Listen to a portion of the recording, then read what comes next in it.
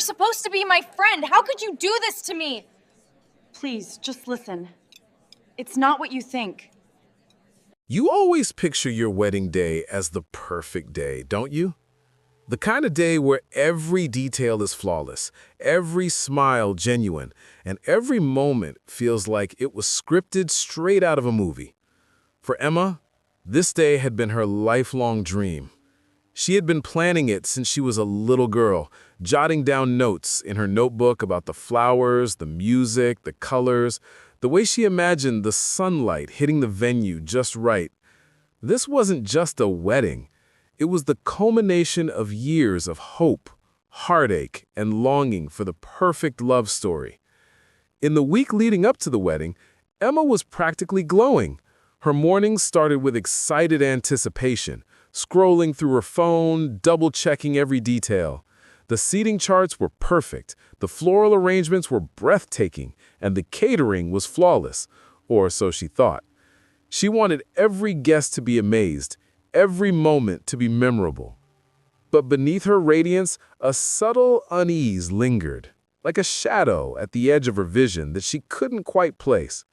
Something about Liam, her fiancé, and Sophie, her sister, felt different lately, strained in ways Emma didn't want to acknowledge.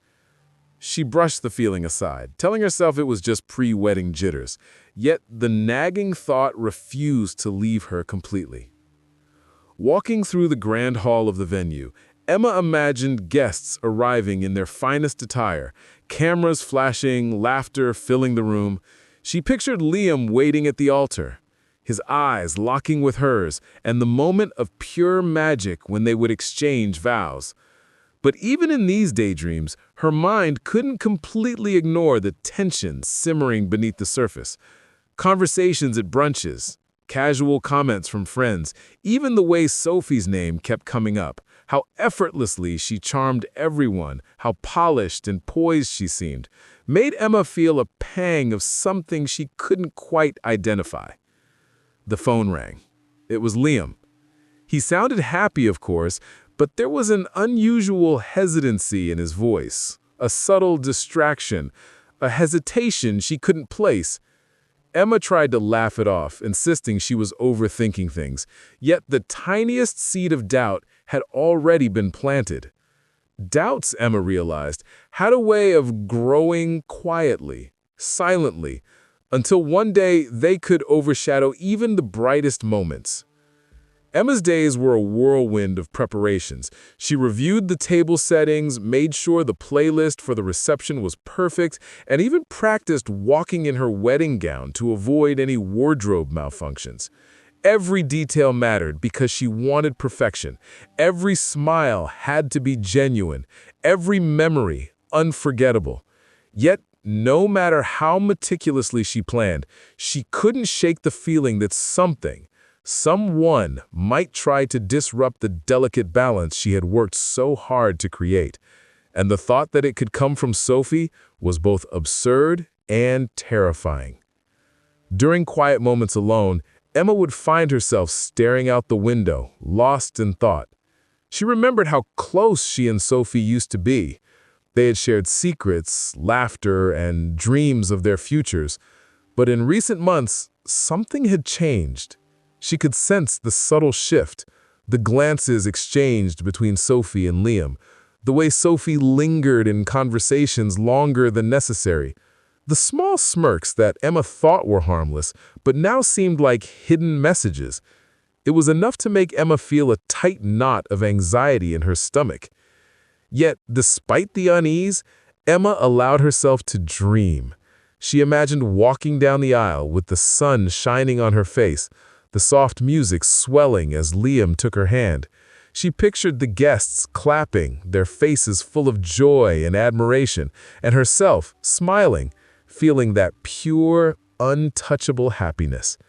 But lurking just outside those daydreams, a shadow crept closer, a shadow she didn't see coming, one that would shatter the illusion of perfection in ways she could never have imagined. And so, with every passing moment, Emma balanced hope and fear, joy and anxiety.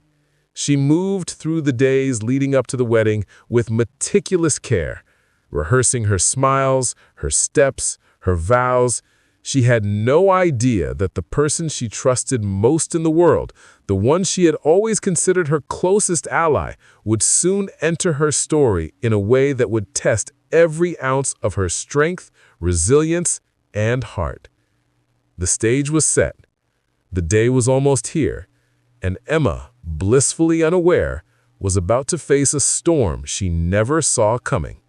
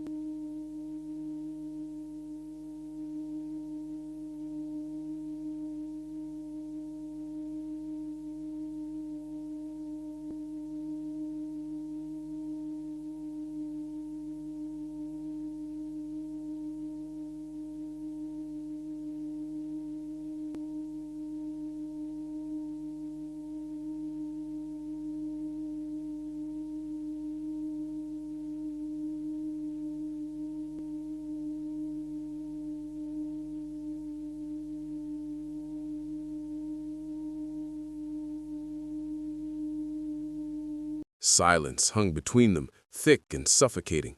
The distant sound of laughter from inside only made it worse. Finally, Liam spoke. "You deserve to know the truth." Emma's chest tightened. "Then tell me," she said. "Tell me what really happened." He exhaled, his breath visible in the cold. "It started before the proposal. Sophie and we got close. It wasn't supposed to mean anything. You were traveling for work, and I was lonely, I guess. She was there. She listened, and it just happened." Emma stared at him, her mind a blur of disbelief. "It just happened?" she repeated, her voice trembling. "You accidentally slept with my sister? You accidentally lied to me for months?" "Emma, don't!" Her voice cracked, raw and broken. "You could have told me. You could have ended it. You could have been honest before all this." Liam's face twisted in regret, but his eyes lacked courage. "I thought it was over. I thought if I proposed, if I chose you, I could fix it." Her heart felt like it had been ripped open again. "You don't fix betrayal with a ring, Liam. You bury it, and you hope I never find it." The wind howled softly, carrying the sound of distant applause from inside. Someone was giving a toast. The world was still celebrating while hers was falling apart. Liam took a hesitant step closer. "Emma, please.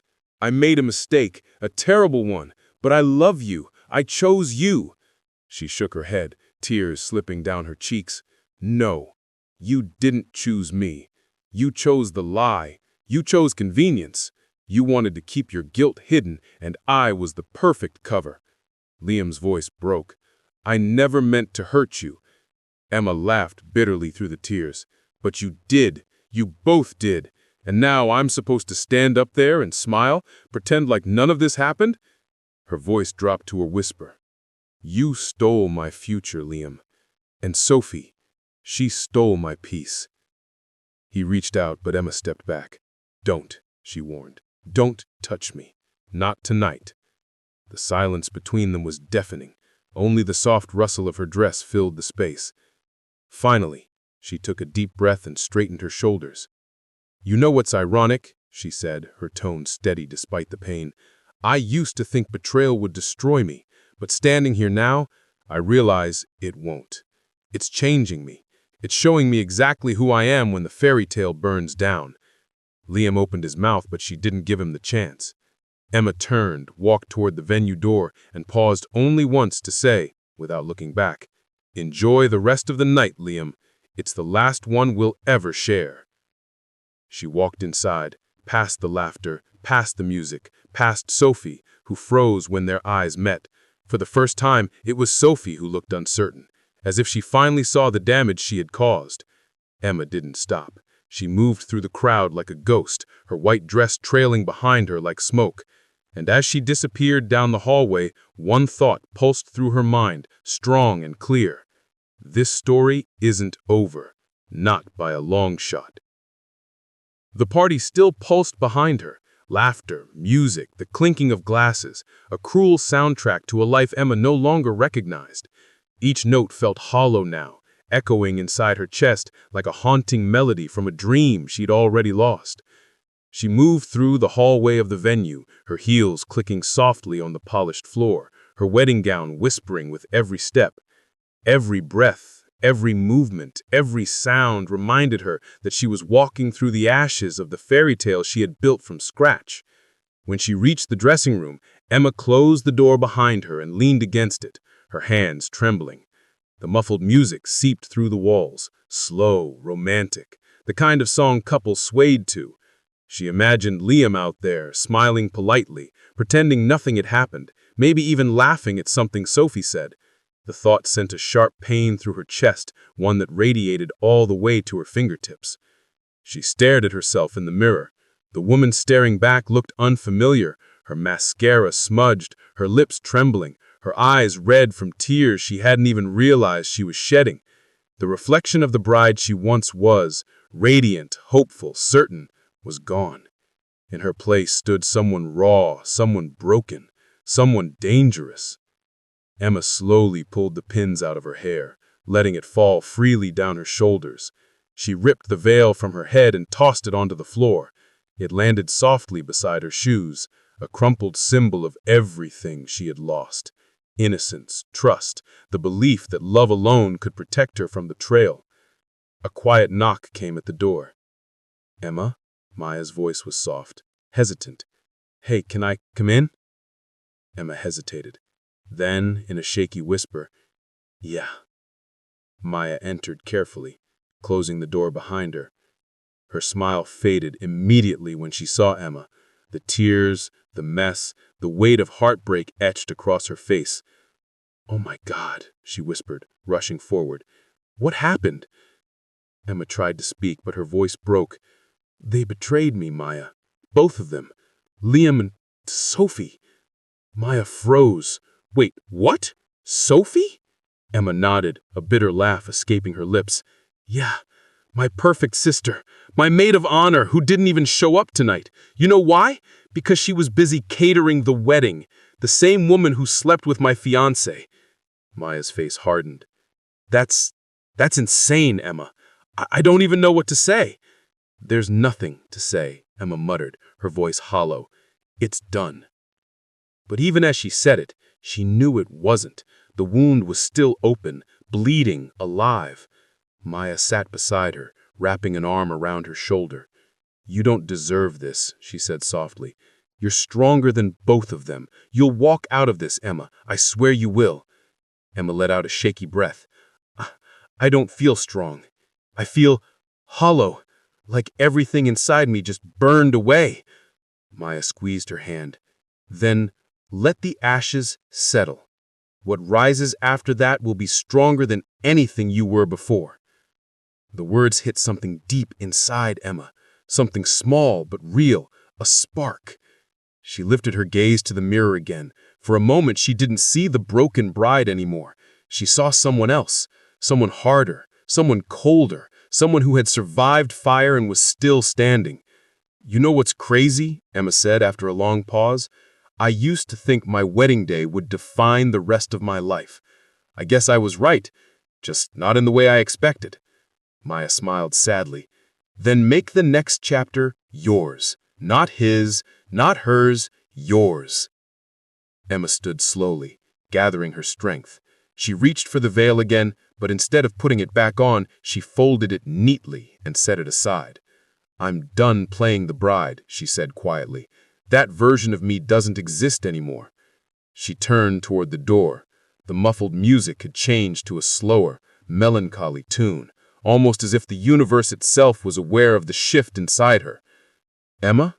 Maya said softly. "What are you going to do?" Emma paused, her hand on the door handle. She didn't look back. "I don't know yet," she whispered, "but whatever it is, they won't see it coming." And with that, she stepped back into the light, not as the bride everyone celebrated, but as a woman forged in betrayal, her heart shattered, but her will sharpened into steel. Outside, the party still roared, but something had changed. The fairy tale was gone. All that remained were its ashes. And from those ashes, something new and far stronger was about to rise. Dawn came slowly, spilling pale light through the curtains of Emma's hotel room. The world outside looked peaceful. Quiet streets, birds on the windowsill, the city yawning awake.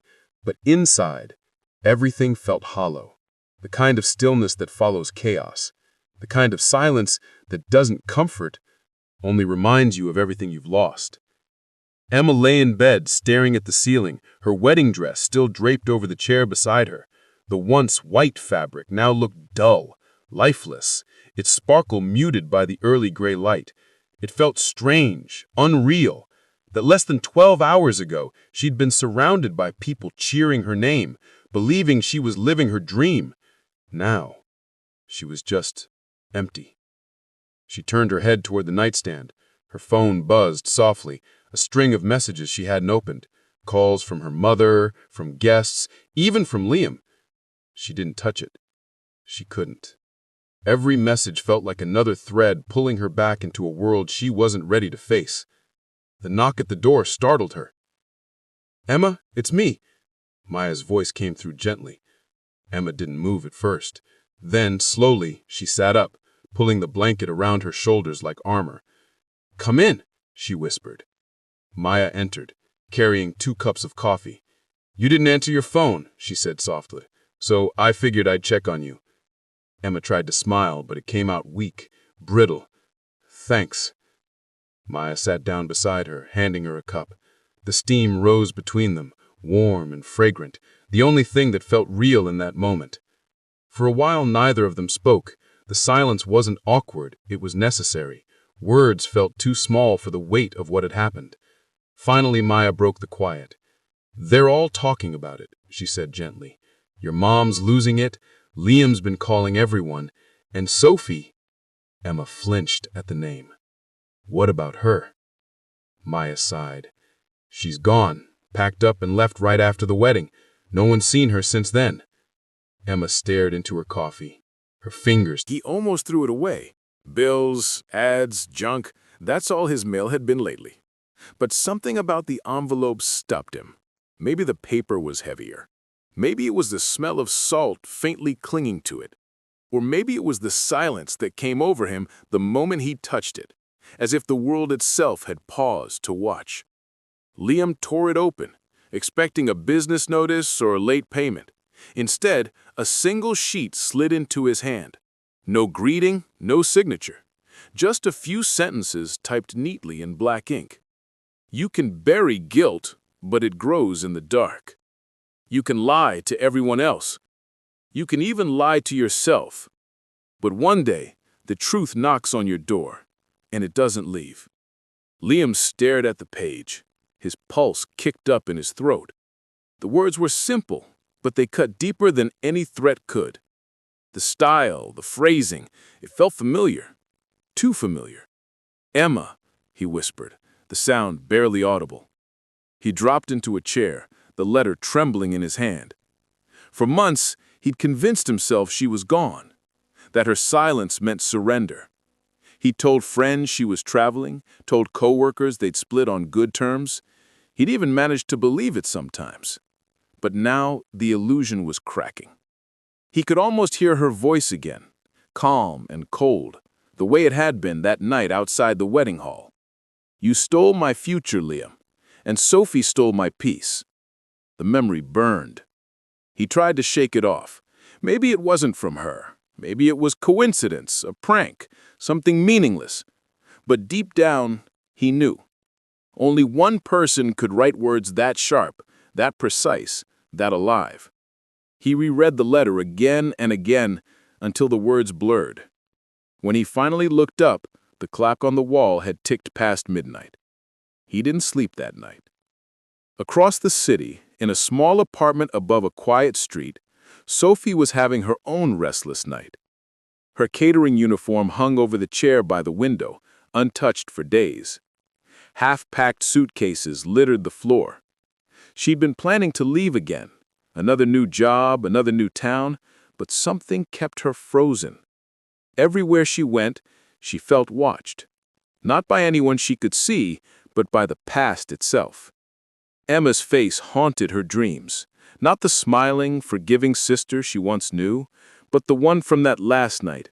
Silent, distant, eyes like glass. When her phone buzzed, Sophie flinched. A text. From Liam. "Liam, did you get anything in the mail?" She frowned. "What kind of question is that?" "Sophie, no. Why?" 3 dots appeared, then vanished. No reply. Sophie paced the room, the unease settling like fog in her chest. She poured herself a drink, her hands trembling. "Get a grip," she muttered. "She's gone. She's not coming back." But even as she said it, she didn't believe it. A gust of wind rattled the window and the lights flickered. For a heartbeat, she thought she saw a figure across the street, a silhouette standing under the lamppost, unmoving. Her heart raced. She blinked, and it was gone. The city felt different that night, heavy, expectant. The next morning, Liam couldn't focus at work. He kept checking his email, half expecting another message, half dreading it. His coworkers noticed his distraction. "You look pale, man," one said. "You okay?" Liam forced a laugh. Didn't sleep much. When he got home, another envelope was waiting on his doorstep. This one smaller, sealed in red wax. Inside was a single photo, a candid from the wedding. Sophie in the foreground, laughing, Liam behind her, staring. On the back, in thin handwriting, "I see it now. You were never looking at me." He dropped the photo like it burned. The air in the apartment felt suddenly colder, denser, as if the walls themselves were closing in. He turned off the lights, sat in the dark, and tried to steady his breathing. That's when his phone buzzed. A new email. Unknown sender, no subject. He hesitated before opening it. The message contained only one sentence. "Truth doesn't need to shout, Liam. It just waits." And beneath it, an image attachment. A photo of the ocean at dusk, gray waves crashing under a storm. No face, no words, but he knew. Emma. Somewhere out there, she was watching. And she wasn't done. That night, as rain lashed the city, both Liam and Sophie lay awake in different rooms, staring at their ceilings, hearts pounding in the dark. They didn't speak. They didn't need to. Somewhere deep inside, they both felt the same thing. That the silence they'd built their lives on was crumbling. The reckoning wasn't coming. It had already arrived. Quietly. Patiently. With Emma's steady hand guiding it from somewhere beyond the horizon. And while they tried to sleep, she was awake by the sea, pen in hand, writing the next move. Nights had become heavier in the city.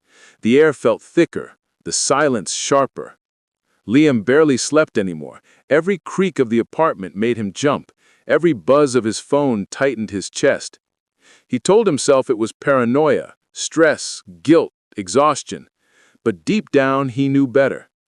The past had found him, and it wasn't interested in forgiveness. On the third night after the photo arrived, he dreamed of her. Emma, standing by the ocean, her wedding dress torn and wet, hair whipping across her face. She wasn't angry. She wasn't crying. She was just looking at him. That calm, unblinking stare that always scared him more than any scream could. When he woke up, his sheets were drenched in sweat, his heart pounding. The clock read 3:17 a.m. The apartment was dark, silent. But when he went to the bathroom for water, he saw it. The envelope on the counter that hadn't been there before. He froze. The same ivory paper, the same black ink. This time, no writing on the front. Just a blank envelope waiting. His throat went dry. He opened it slowly. Inside, a single Polaroid. Photo. His own reflection in the bathroom mirror, taken from behind. The timestamp in the corner read 2:46 a.m. He stumbled back, his pulse hammering in his ears. He looked toward the bathroom. The door was open, the mirror dark. "No," he whispered. "No, this isn't real." He checked the locks, the windows, all secure. But the photo was real. He sank to the floor, gripping the image with shaking hands. Somewhere in the distance, thunder rolled. Across the city, Sophie was unraveling in her own way. She'd stopped going to work 2 days ago. She told her boss she was sick, but the truth was simpler. She couldn't leave the apartment. Every time she stepped outside, she felt eyes on her. Not by anyone she could see, but by the past itself. The letters had started coming for her, too. Not as direct as Liam's, quieter, subtler. A wedding photo taped to her door. A voicemail with nothing but the sound of ocean waves. A package that, when opened, contained the broken stem of a white rose. She tried to laugh it off at first. It's coincidence. It's guilt. It's my mind playing tricks on me. But at night, when she was alone, the truth pressed down on her like a weight. She started drinking more, cheap wine mostly, just to drown out the sound of her own thoughts. Sometimes she talked to Emma out loud, as if she were still in the room. "I know you hate me, but you have no idea what really happened." And maybe she was right. Maybe Emma didn't know everything, but she was going to. Far from the city, the storm raged along the coast. Inside her small seaside cottage, Emma sat by candlelight, her notebook open before her. The rain lashed the windows, the wind howling like a living thing. The room was dim, except for the flicker of the candle and the faint glow of her laptop screen. On it, two open windows, one showing a security camera feed from a nearby city street, the other an anonymous email draft. Emma's eyes were steady, her expression unreadable. She wasn't smiling, she wasn't angry, she was focused. The letter campaign had started as catharsis, a way to reclaim power, but something had shifted in her. The silence had taught her patience, the pain had sharpened her instincts. Every move she made now was deliberate, calculated.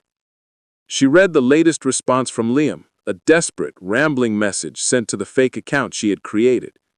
"Who is this? What do you want from me? If this is you, Emma, please stop.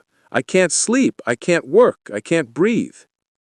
Emma traced her fingers over the keyboard, but didn't type. She didn't need to answer. He'd already said everything she wanted him to feel. She turned to the window. The candle flickered wildly as the storm intensified. For a flicker of a second, she could see a figure across the street, a silhouette standing under the lamppost, unmoving. Her heart raced. She blinked, and it was gone. The next morning, the storm broke. The sea was calmer, but Emma wasn't. She packed a small bag, tucked her notebook inside. "You thought I disappeared," she interrupted softly. "Like a ghost." His eyes dropped. "I deserved that." She crossed her arms, watching him. "You deserve a lot of things, Liam." Silence was just the beginning. He swallowed hard. "Then why am I here?" "Because you need to understand," she said. "Not to be forgiven. That's never going to happen. But to understand what it means to destroy someone who trusted you completely." "I do understand," he said quickly. "Every day, I can't sleep, I can't." "Don't make this about your guilt," Emma snapped, her voice cutting through the air like glass. "You always do that. You call your selfishness regret and expect it to sound noble." He flinched. "You're right, but I loved you, Emma. I swear I did." She gave a bitter, almost amused smile. "Loved me? You didn't love me. You loved the version of me that needed saving. The quiet one, the soft one, the one who thought you were the whole story." Her tone softened slightly. "You loved her because she made you feel good about yourself." Liam's breath trembled. "And now?" She turned to leave, but his voice stopped her. "Emma, wait. What happens now?" She paused. The breeze caught her hair, carrying the scent of rain and roses. She looked over her shoulder, her expression unreadable. "Now," she said quietly, "you live with what you did, and I live with who I became because of it." Then she walked away, slow and deliberate, her footsteps fading against the stone path. Liam watched her go until she disappeared beyond the archway of the garden. He unfolded the letter in his hand, but the ink had run, washed away by the rain. The words he had written, the apology he thought would save him, were gone. For the first time, he realized that Emma hadn't come to destroy him. She had come to erase him, not from the world, but from hers. And somewhere down the street, Emma felt it too, the release, the final thread snapping free. She didn't smile, she didn't cry. She simply breathed. For the first time in a long, long time, she was free. That night she returned to the pier, the place where it had all broken, the place where it had all begun again. The sea was calm, silver under the moonlight. She sat at the edge, the waves licking the boards below, and opened her notebook one last time.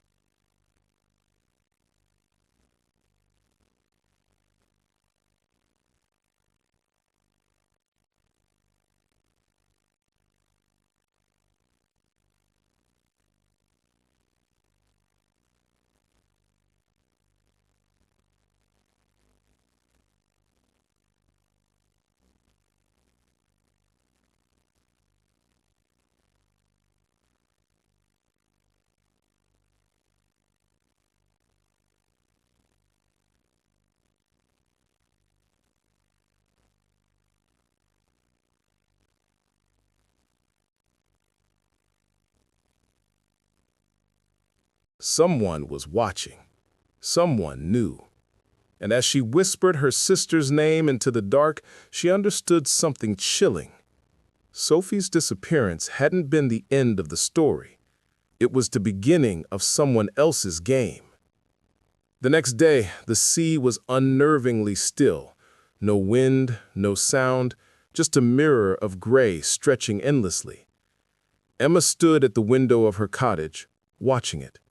The calm felt wrong. Too quiet, like the world was holding its breath. The email still glowed on her laptop screen. "You're asking the right questions, Emma." No signature, no traceable sender. She had already tried tracking the IP, only to find it routed through dozens of encrypted networks. Someone professional, someone who wanted her to look, but not find. Whoever this was, they knew her name, her timing, her questions, and that meant they were close. By late afternoon, Emma was back in the city. She followed the coordinates hidden in the photo's metadata, a trick Sophie had used in the past to hide locations. The coordinates pointed to a building on the city's outskirts, an abandoned research center surrounded by chain-link fence and overgrown weeds. The sign on the gate was rusted, but she could still make out the faded letters. The Foundation Collective. Her stomach turned. She hadn't expected it to be real, a physical place. Emma climbed through a gap in the fence, her boots crunching against broken gravel. Inside, the building was dark, filled with the smell of dust and old metal. She moved quietly through the hallways, flashlight in hand, until she reached a heavy door marked Archives. The handle turned easily. Inside, shelves of boxes stretched toward the ceiling, thousands of files, each stamped with dates and initials.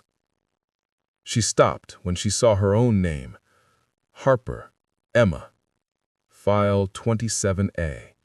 Her hands went cold. She pulled the folder out and flipped it open. Inside were copies of her driver's license, her old address, bank records, and notes handwritten in the margins. Candidate potential, high. Psychological profile, consistent. Unaware of connection. Emma's heart pounded. Candidate for what? At the bottom of the folder, she found a photo of Sophie, younger, smiling, a note scrawled underneath. Initiated first contact. Risk level, elevated. The realization hit her like cold water. Sophie hadn't stumbled into the Foundation. She had been inside it. And Emma? She'd been targeted. A sudden sound echoed down the corridor. The faint hum of a generator coming to life. Lights flickered on overhead, bathing the room in a pale glow. Then came the voice, calm, familiar, amplified through hidden speakers. "You shouldn't have come back here, Emma." She froze. "Who are you?" A pause, then the voice again, smooth, confident, detached. "You already know. You've always known." The sound came from everywhere and nowhere at once. "Sophie was never supposed to tell you. She got too close, just like you're about to." Emma's pulse hammered. "Where is she?" "Gone, but not lost." The voice shifted, softer now, almost pitying. "The Foundation wasn't built to hurt you. It was built because of you." Emma's breath caught. "What are you talking about? Do you remember the accident, the year before you met Liam?" Her mind flashed. Headlights, rain, a scream. The memory she had buried for years, the one that never made sense. "You survived," the voice continued, "but survival always has a cost. Someone had to pay it." The air around her felt colder. Her vision blurred for a moment, the edges of the room bending like waves. Ask yourself, Emma, why do you think Sophie joined us in the first place? Then the lights snapped off. Silence. Emma spun around, flashlight shaking in her hand, but the door behind her was now closed, locked. She took one step toward it, heart pounding, and stopped when she saw it. On the opposite wall, faintly illuminated by the dying light of her flashlight, words written in chalk. Find me where it ended. Sophie's handwriting. Emma stared at it, her pulse steadying, her fear replaced by something sharper. Purpose. She whispered into the darkness, I will. And as the wind howled through the cracks of the building, she turned and walked toward the door, ready to face whatever truth waited for her next. The message burned in Emma's mind as she drove through the night. Find me where it ended. Those 5 words replayed over and over, louder than the wind against her windows, louder than the storm that gathered above the coastline. Where it ended, there was only one place that fit, the old cliff road outside the city, the place of the accident.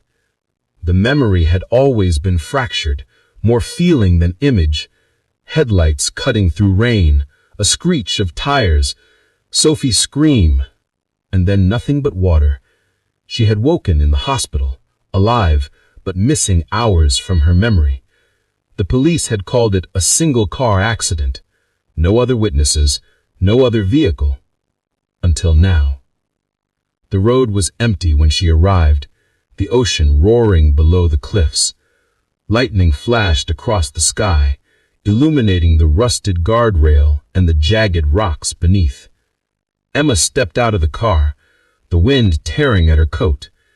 She moved slowly toward the spot where the asphalt broke, the place where her car had gone over the edge all those years ago. And then she saw it. A small wooden cross, half buried in weeds, its paint faded by salt and rain.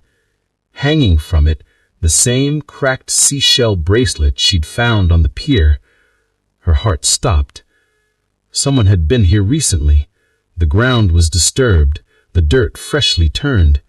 She knelt down, brushing the soil aside, until her fingers struck metal. A small box. Inside, wrapped in plastic, was another flash drive, a note taped to it in Sophie's handwriting. If you're here, it means you finally remembered. Her hands trembled. She inserted the drive into her laptop. The file inside was a video, labeled only with a date, the night of the accident. She hit play. The camera was shaky, the image grainy from rain. Sophie's voice came first, frantic, breathless. She doesn't know yet. They made it look like an accident. Steele's people. Liam is part of it. He's covering for them. Her chest tightened.